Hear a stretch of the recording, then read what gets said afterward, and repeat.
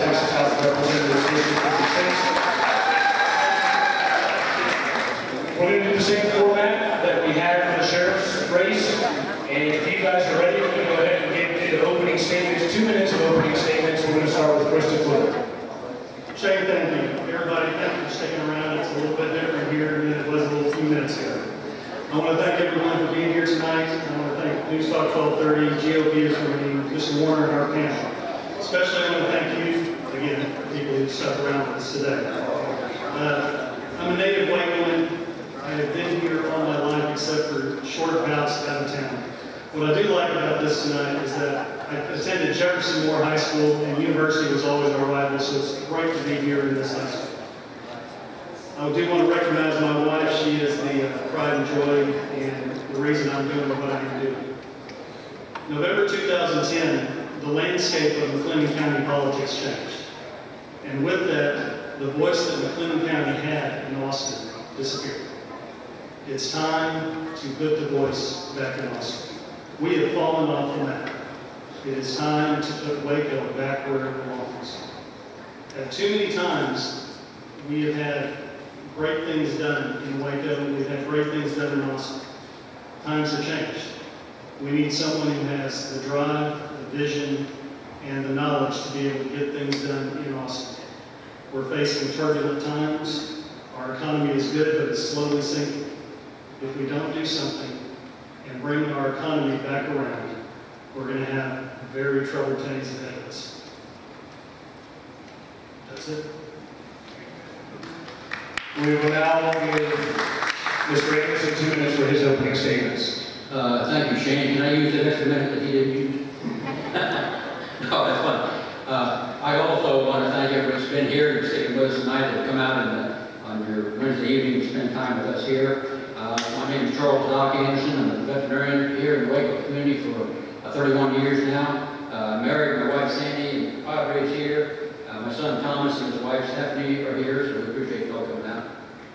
Let me say also, I want to thank everybody, the panelists and the moderator and the News Talk 1230 for covering this evening. And I want to thank WISD for this beautiful facility that we're going to use this evening. And our opponents, Chris and the sheriff's opponents. Candidates. Let me say during my service in Texas House, I've earned a record as a proven conservative leader who has helped lead the fight to keep taxes low, our state budget balanced, defend our personal liberties and values that have made Texas strong and indeed the envy of the world. But don't take my word for it. You can ask groups like the Texas State Rifle Association, the Texas Rights for Life, Texas for Economic Prosperity, Texas Association of Business, Texas for Lawsuit Reform, Texans for Prosperity, the National Federation of Independent Business. They all have scorecards. That is, legislative scorecard. They keep track on their votes, so it's not just like what the man said, it's how he actually votes. Consistently scored at the top or near the top of conservative leaders in the Texas House. And I say that an interesting thing about a week or so before this filing deadline, my opponent came to my office. He says, Doc, he says, the clock is ticking. He said, I got to get started. He said, I think you need to step aside and endorse my campaign. And he said, you could run for county chair. So Chris, I don't make those decisions. He doesn't make those decisions. The voters make those decisions after a primary, and here we are. Thank you, Mr. Anderson. That's 2 minutes for your opening statements. We're going to get to our first question from the panelists. And our first question comes from Duke Machado, and this one will be directed to Mr. DeCluitt. Mr. DeCluitt, during Rick Perry's bid to become the president nominee for Republican nominee for U.S. president, several of his opponents from non-border states hammered the governor for signing a bill into law that granted in-state tuition for public Texas colleges to illegal immigrants if they met certain requirements, including residency in the state, for at least 3 years prior to applying to college. That bill passed the Texas House by a vote of 142-1, and the Texas Senate by a vote of 27-3. And none of the votes against the bill were cast by our local representatives or senators. The Texas Association of Business supports this law. My question is, if a bill is filed in the next session, which seeks to change the statute and charge illegal immigrants out-of-state tuition, how do you intend to vote? I would have to see what the wording of the bill would be, because I happen to, that's, you're talking about the text agreement, that's what's referred to as. I happen to have some considerations and concerns with that, because of the 3-year residency is hard to determine, hard to verify. I think that it is not strict enough, and I think we need more verification to be able to vote towards that. So if it were presented as it is now, I would probably vote against the bill, but were it changed and made more stringent, I could consider it. Could you give me an example of what would make it more stringent? Somehow, a better ability to verify residency. I think that is a question that would need to be considered. How is this going to affect the tax base? You know, these people are living here, but does it, and that's maybe not the best way to put it, but they are taxpayers, though they are not citizens. Is that a fair equality to non-citizens, or excuse me, to citizens of the United States who otherwise would not be able to get that benefit? Dr. Anderson, how do you respond to that? Let me say that Governor Perry actually tightened the restrictions there. Prior to that time, it was the illegals, if they were in high school here and graduated, to go to our college tuition free. Governor Perry actually put the restrictions on that. One, they either had to apply for citizenship and be active in the process of applying for citizenship or join the military. And I think both those things qualify individuals. It's always a problem, and we need to make sure that we stay on top of that situation, particularly students that are illegal students that are here, students that are from out of country. As soon as they're not in college, we have to make sure that we know what the status is there. They're not, to drop out of college, but in general, unless there's a restriction, and I agree with Christian that would depend on the statute language, I would support it. Thank you, Mr. Anderson. Our next question is going to come from Brad Hall. My question is for Representative Anderson. When Joe Strauss first won the Speaker of the Texas House of Representatives in January 2009, he went on to appoint Democrats to 16 of 34 chairmanships. In 2010, even some SRAC members suggested he was not conservative enough for the job. Now, Representative Anderson, you voted for Speaker Strauss again in 2011, and you have taken some heat for those votes, especially from Tea Party members. Since being a conservative is obviously important to you, what conservative grade would you give him, and will you here and now pledge your support for him as Speaker once again? Let me say something. Let me qualify that, Brad.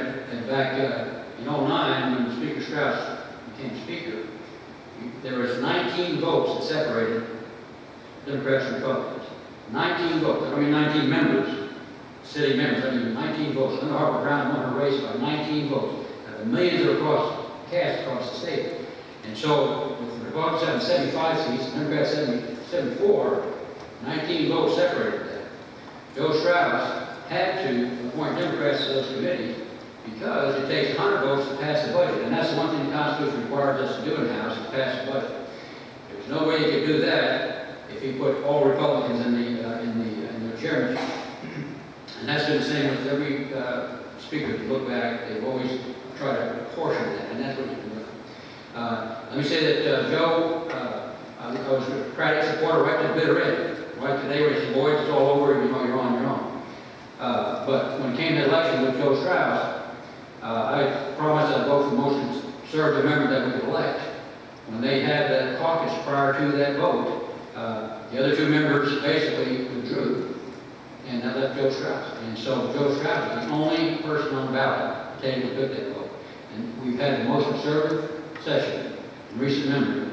Actually, as far as government general revenues, first time ever we've had 2 consecutive sessions that decreased government revenue. But we've had the most conservative session in history. So the man has done a good job. Now, that election is in January of 2013. I'm concentrating on this primary election. And then if we have a general election, I'll concentrate on that, and we'll see what speaker's race is, when we see what the House makeup is, and when we're ready for that election in January 18th of 2013. Mr. DeCluitt, was Representative Anderson's support of Joe Strauss an issue for you? If so, is that a satisfactory answer? Well, what was an issue for me was that he signed the pledge card so very early.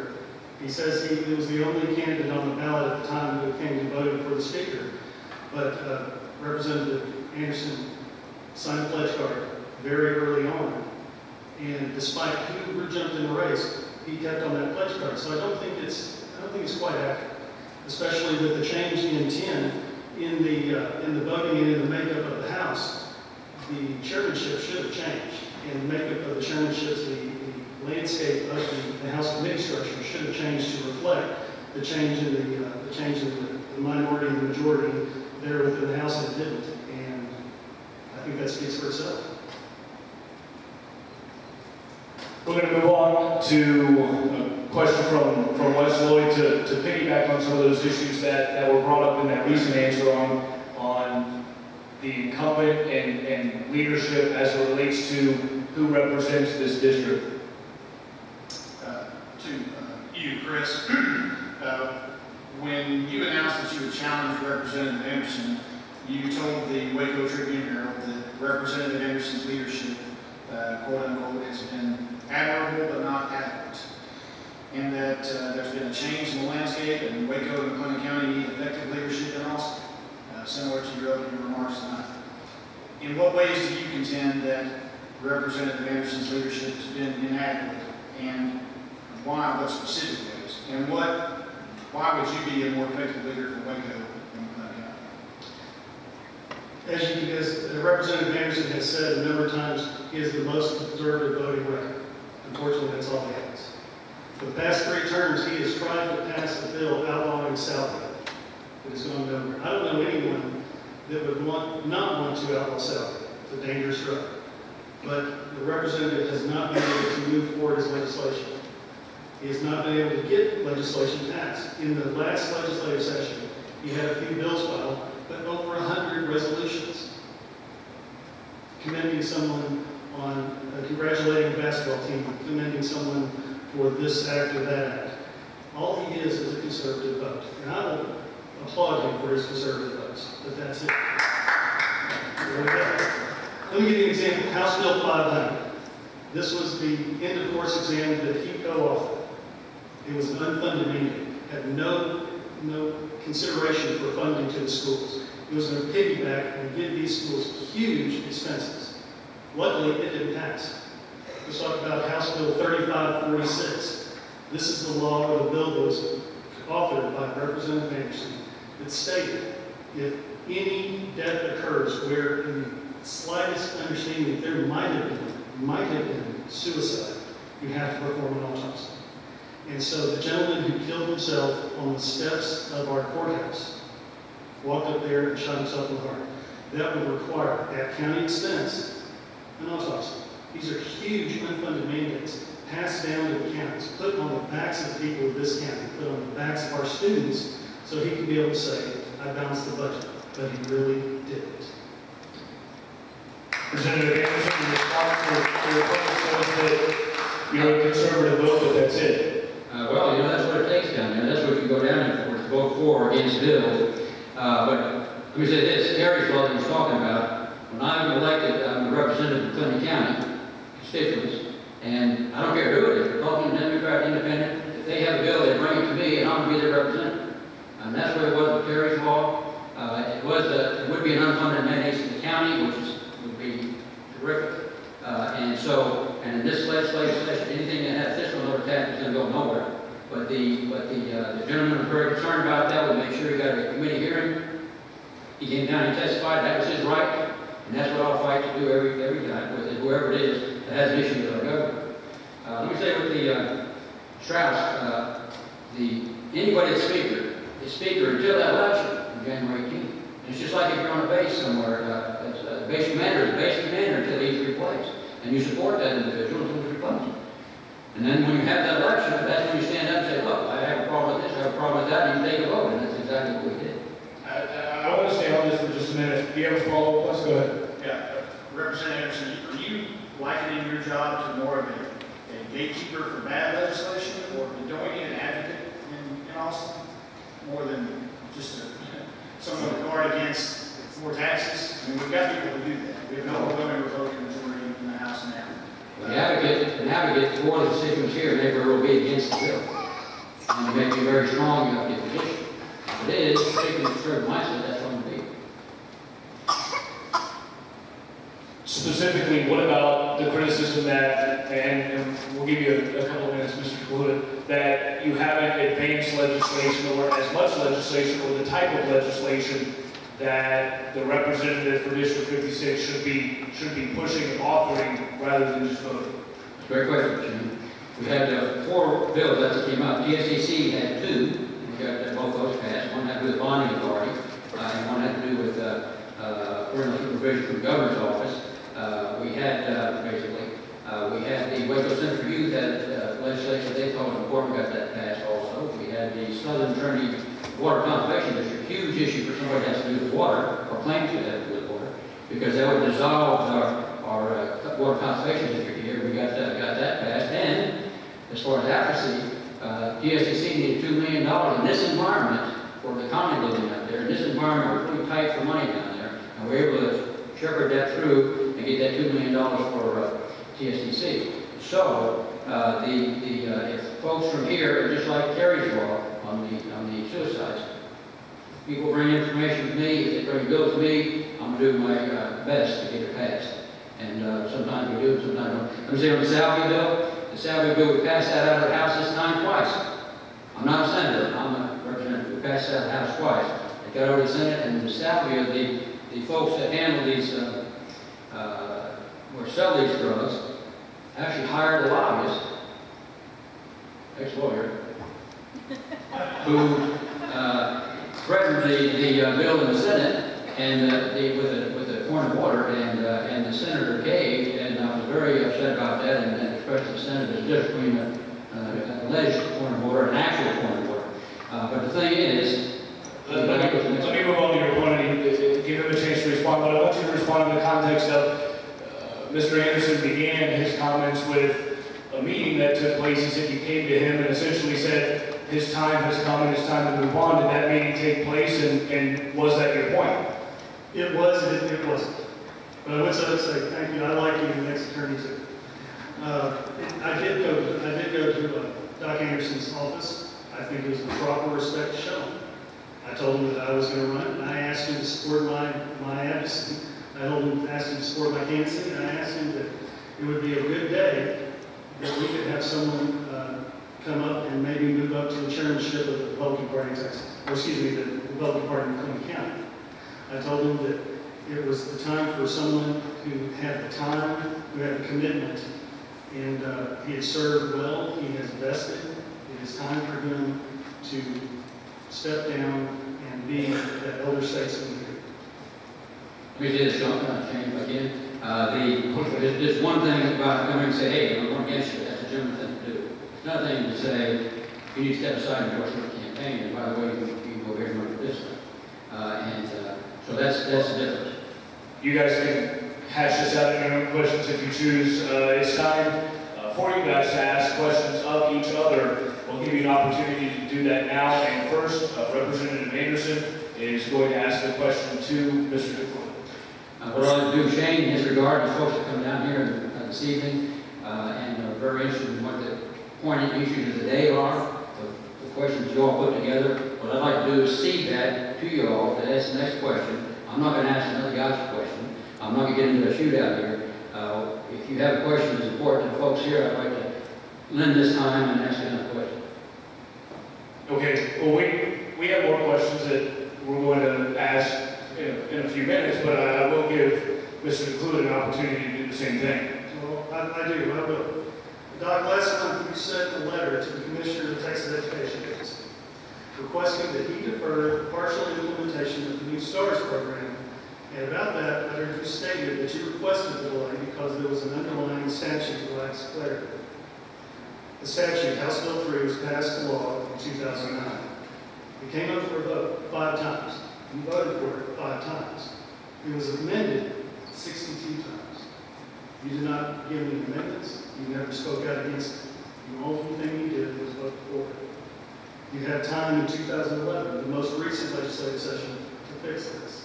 If there is a lack of clarity in there, why didn't you fix it in 11? Further, why wait till the 11th hour?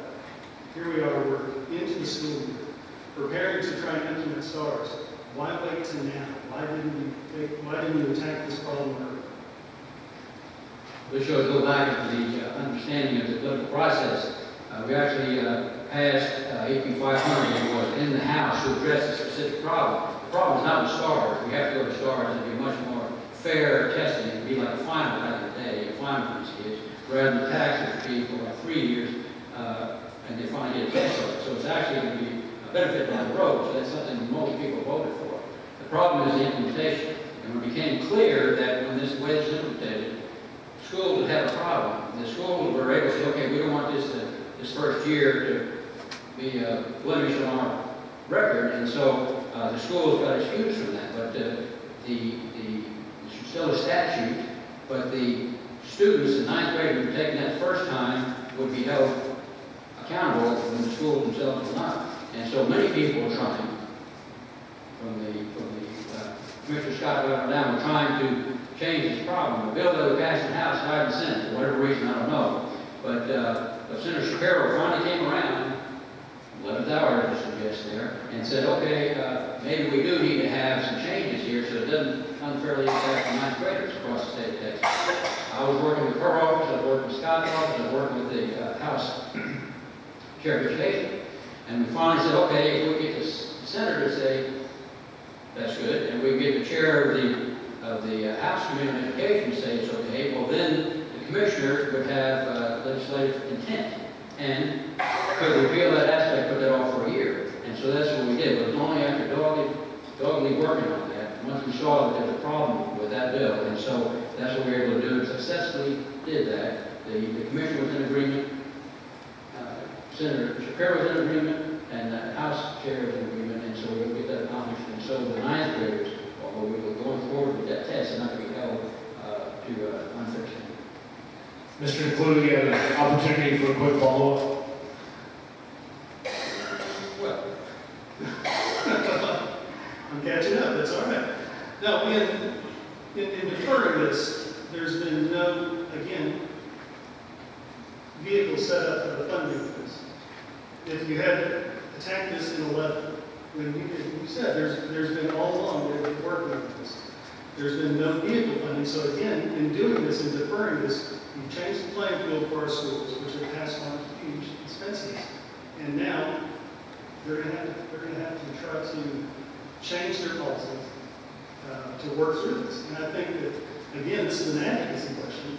If there was a lack of clarity in the statute that came out of 2009, 11, we could have attempted to fix it, but no legislation was submitted, no legislation was passed that would have fixed that for the members. well, once the whole legislature realized that, that's when we started to say, wait a minute, we got to do something about this. This implementation is going to be a problem, and it's not unusual, huge program like this. HB 500, look it up, was to slow things down. So wait a minute, maybe we need to put this off for a year. Because as it was developed, I was saying, this is just really funded property in this whole environment we have with difficult revenues for schools and the state in general. So this might not be the time, so maybe we need to put this off. So maybe 500 was just that. Let's hold off on this, and let's not implement this bill, which I support. Got over to the Senate and died in some committee, and that's why we had to come back and straighten it out. So it's a primer in your government relations. Well, I disagree with House Bill 500. It again was about end of courses. It did not deal specifically with the 9th graders, as you said it did. And again, unfunded. We're going to return to some panelist questions here for a couple of minutes. Next question is going to come from Brad Hall. Representative Anderson, I want to talk about an issue which has not gotten much public attention. That's the issue of campaign staffers. As some may know, 3 of your former House staff employees are now actively working on Mr. DeCluitt's campaign. Both camps have been silent and polite about this issue, and I think that's well and good. But it is a curious situation in this campaign, and to hear the banter in Republican circles seems to be a legitimate yet unasked and addressed campaign issue. So we would like to hear how this came about and have you both address the issue head on so that perhaps it will be understood. Do you have any clarification of what happened? Absolutely, I appreciate you asking that question. Let me say first, the relationship between employee and employer are confidential, and I'm going to respect that relationship. Let me say second, that I'm all for jobs, I'm all for full employment. I'm glad those folks are working. Glad they're working for Chris, and let's move on.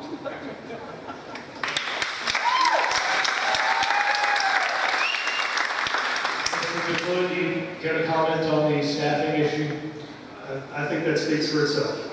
I mean, I am glad and proud to have his 3 former staffers, Kirker County, Nancy Bradley, and Jack Smith, supporting me, and I couldn't be happier. All right, we're going to move on to water. For a question on the vital issue of water, we're going to go back to panelist West Lowell. To you, Mr. DeCluitt, you have touted water as being one of the most important issues this state will face in the coming years and decades. Considering the recent drought we experienced, I'm sure most people will agree with you. What specific solutions would you push for if elected? And 2 parts. What, in addition to that, what distinctions can you draw between the approach you would take and the approach taken by Representative Anderson in the past? Well, if everybody doesn't know, for the past 6 years I served on the board of the Brazos River Authority. I've seen the effects of lack of water and the ability to try to create or find water. What I would do is we have a state water plan.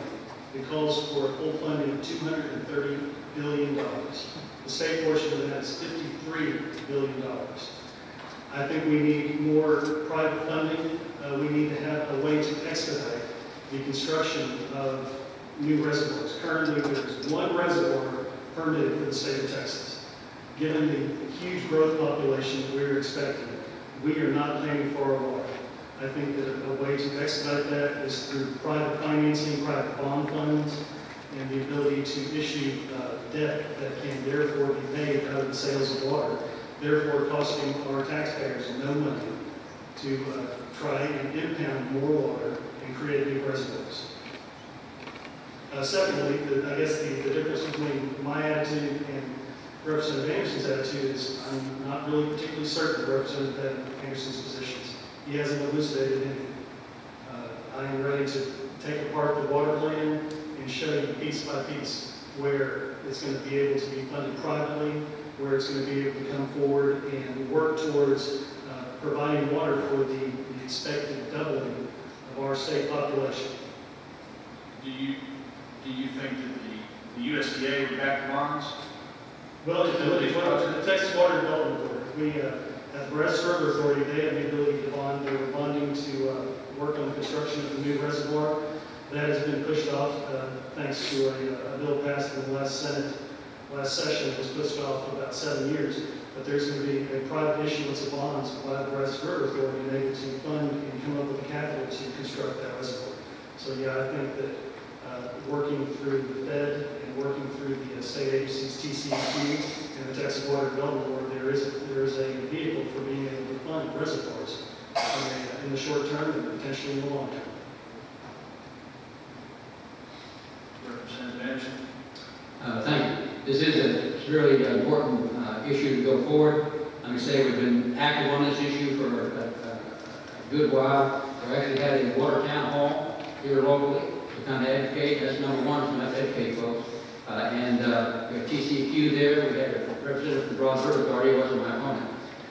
We had the Texas Water Development Board. We had the Waco water folks, and we had the Lower Trinity Water Conservation District. And that was to educate folks and let them know what the problem was and where we had to go with water. I absolutely agree that we have to find a better way to fund water. We did this last session. The voters of Texas passed Prop 2, which was $6 billion of bonding authority that they would have if they go out and borrow money. And let me say with that, that's why we want to have the Protect the Rainy Day Fund, because the Rainy Day Fund allows Texas to keep our AAA bond rating. So when we come back to these type of programs, we have cheaper bond, cheaper interest.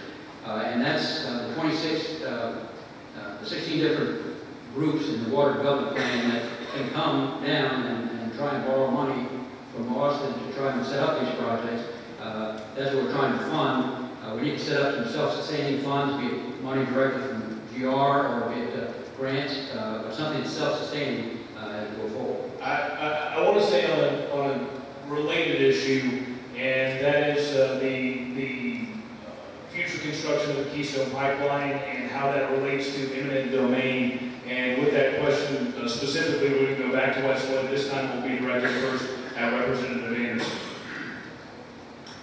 Representative Anderson, the Keystone XL pipeline has been the topic of significant discussion in both national and state politics in recent weeks.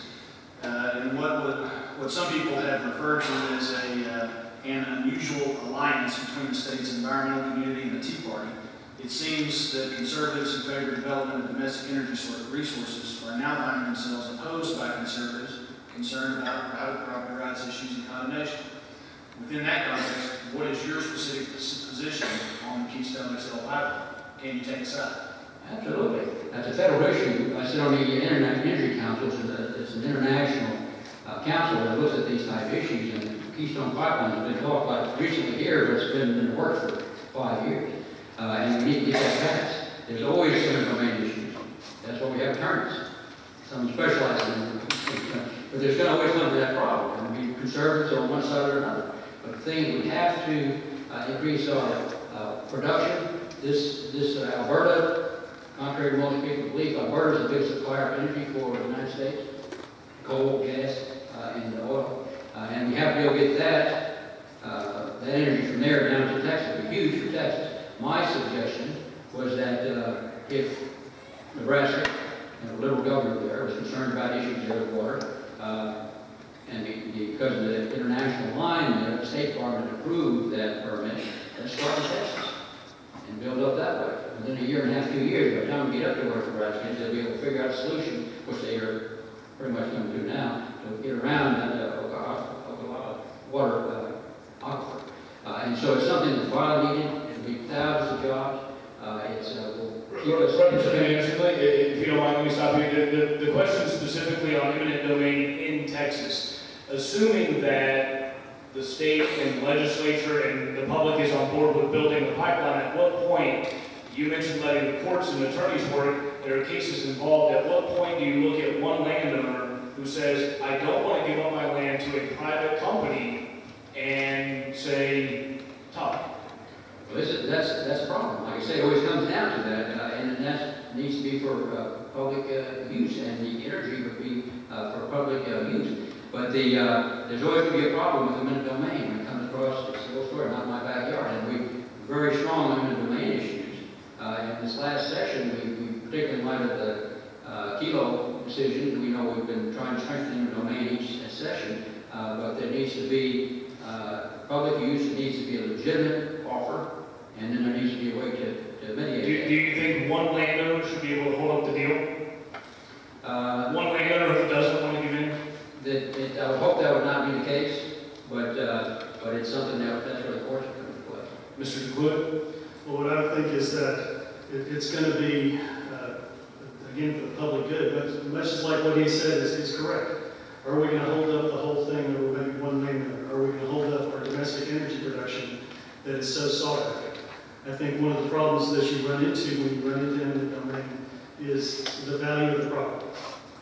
You have too many times the value of the property in eminent domain is considered fair market value, which is what we're willing seller and what we're willing buyer to pay. Well, in this situation, you have an unwilling seller. So I think the consideration has to be given that a more gracious way has to be funded in terms of being able to take care of the eminent domain values. Because most eminent domain situations that I have been involved with haven't really dealt over the taking of land, they've dealt over the value of the property. And so I think that when you have an unwilling seller, you have to be more aggressive in your ability to provide funding for that land. We're going to go back to Duke Machado, who has our next question. This time, we're going to move to the issue of border security. Sorry. This question is for Representative Anderson. President Barack Obama visited El Paso last year and believes our Texas border is safer than it's ever been. Of course, we know better. But since our federal government is not doing anything to protect the citizens of Texas, would you support a bill that gave Texas the ability to secure its own border? If so, what would you suggest we do with the illegal immigrants trapped on this side of the border? And if not, what would you do to address our unsecured border? There's multiple good questions there. We need to exert as much of our sovereignty as a state as we can within the federal law, and the federal law trumps state law. But Texas has stood alone amongst other states of exerting our sovereignty and trying to protect our interests, be it the EPA or Parks and Wildlife or whatever is trying to alter our culture or our economic environment here. But this last session, we put $219 million into the border security, as much as we could. Governor Perry had a standing request for 1,000 National Guard troops if they can protect the borders in Afghanistan, and certainly protect the borders of Texas. There was a kind of a temporary agreement that allowed some to come down with training requirements from one thing to another basis, but they wasn't very effective at all. So Texas has stood up. We formed 6 different border control areas that have latest technology as far as cameras and digital fingerprinting, things like that to help law enforcement. But we have to make sure that we monitor that border and protect Texas citizens. They've been actually shooting back and forth now across the border. There have been several Texans killed, and it's terrible for trading partners to the south. We're dealing with that type of problem, but they're imploding actually.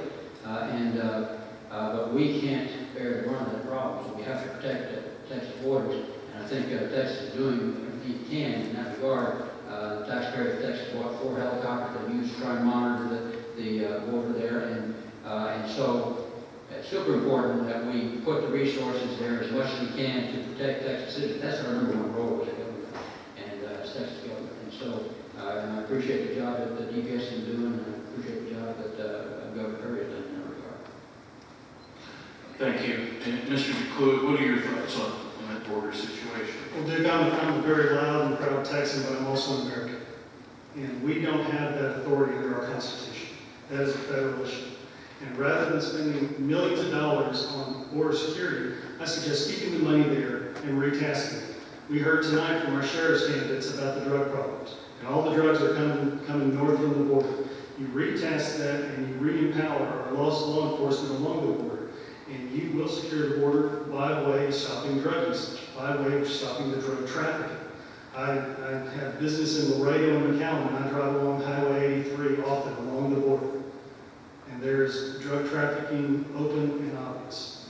And if we allowed our law enforcement the money that we are, in one way, wasting on so-called border security and put it towards criminal activity, put it towards drug enforcement and crime enforcement, I think we went a long way towards doing that. Let's help the federal government do the job they're not doing, but let's fight crime, which is within the purview of our state.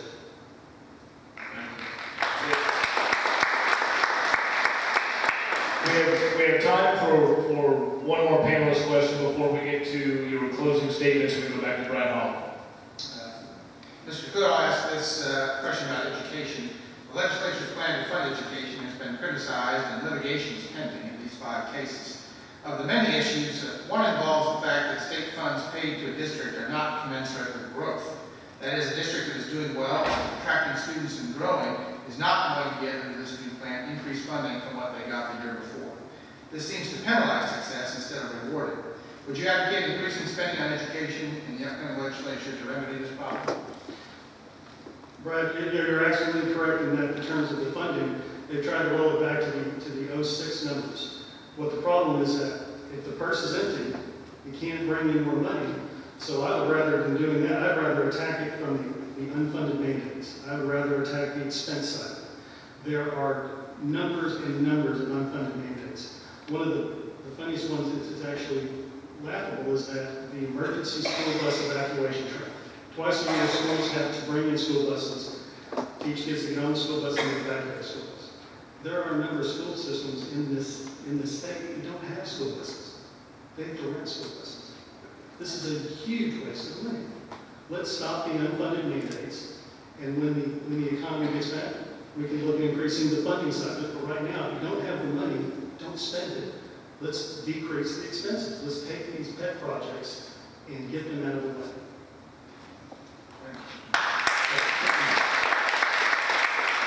I agree with the unfunded mandates. Unfortunately, government is an unfunded mandate. When the city of Waco says cut your grass, it's an unfunded mandate. When we put a 75-mile-an-hour speed limit out there, that's an unfunded mandate. The problem is, when you try and constantly, this is doing with battle. The guard never stays on the week to try and balance that. We passed a bill this last round, Senate Bill 8, that actually tried to help the schools with unfunded mandates and tried to get local control as much as we could down to the local area. Maybe we couldn't fund the schools as much as we'd like to. If I had a wand, if I was king for a day, we certainly fund the schools more than we have, but currently it's 60% of our budget. So 60% of our state budget is schools. 60%. Now some folks want 75%, but Health and Human Services is 26%. And so right there, those two things are approaching 90% of our budget. In this last go-round, with a $27 billion shortfall going in, and one thing a lot of folks overlook, was the worst recession in 70 years. Worst recession in 70 years. We had to make sure that we balanced the state's fiduciary responsibility as best we could. Thank you, Representative Anderson. It is time for closing statements, and each of you will have 2 minutes, and we begin with Representative Doc Anderson. Thank you, Shane. Let me say I sure appreciate everybody coming out here this evening, and I appreciate the folks listening in on 12:30, 12:30. Our state and our nation is only as strong as our people, and you all being able to come out here and listen and inform yourselves and make informed decisions is really what makes this nation great. I've been an outspoken advocate on behalf of Waco and Clinton County and Central Texas, and I've worked hard to ensure that we get as much bang for the buck as we intend to Austin, Texas.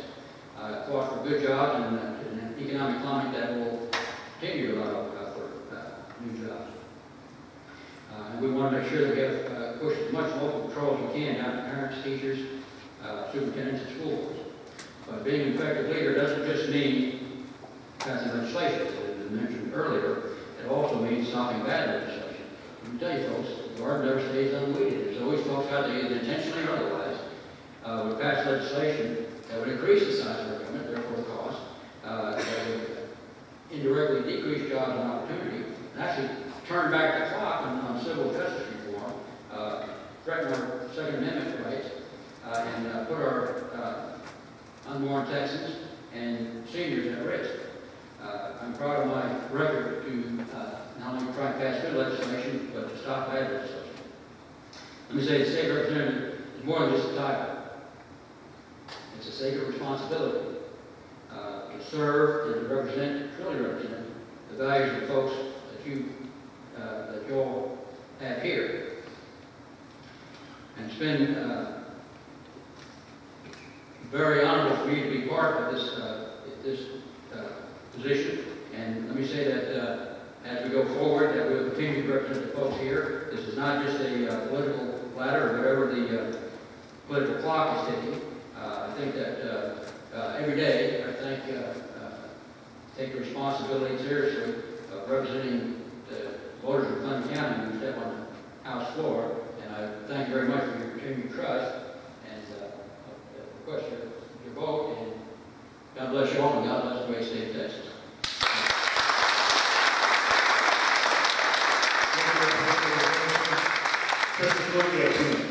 Thank you. It's been my honor to be here tonight. I thank everyone for sticking around. We're not as many fireworks as the sheriff's race, but I hope that we've been entertaining this evening. I hope that everyone realizes that our state is facing some tough downturns in the future. Whether those problems be our water supply, our natural resources, our lack of water, increasing criminal activity, or the crushing lack of funds for our educational system. We need someone who can carry the message, who can carry the water for this community and this state. We need someone who's not just a vote. We deserve someone who can be a voice for Waco, who can make things happen down in Austin. We've heard, I balanced the budget without raising taxes. At what cost? We have underfunded our Medicaid to the tune of $4 billion. Billion with a B. We need someone who's actually able to get down and accomplish things in Austin. Our infrastructure is not keeping up with our population growth. Our water supplies are shrinking, and we are not doing anything to find solutions to increase them. I'm not a person who's going to pass this along or just be a vote. I have a passion for water, and I want to be the person to carry the water down in Austin for this community and this state. Pass along seems to be the theme. I want to go back to my constituents and say we balance the budget with no new taxes. Again, we'll worry how to pay for it later. We'll make the citizens of this county pay for that. We'll make the citizens of this community pay for that. And we will make our students pay for that. Since I announced my candidacy, I've heard from many people, Doc Anderson's done okay. Well, my question to you is okay good enough? Is okay what we deserve? I'm a native of this town. I'm here with my children. I'm going to be here for the rest of my life. I want to make it the best place that it can be. I want to put McLennan County back where it belongs. I want it to be at the top of the map. My name is DeCluitt. I want to be your next state rep. I ask for your vote. Thank you and Godspeed. Thank you both. This evening, I want to thank our panelists, Brad Holla, Duke Machado, and Wes Lloyd, and I want to thank everybody who showed up this evening at University High School here in Wakewood. I want to thank everybody listening live on News Talk 1230, and I want to thank GOPisforme.com for putting this together as well. Thank you all. Have a great night, and we'll talk to you again soon. Thank you.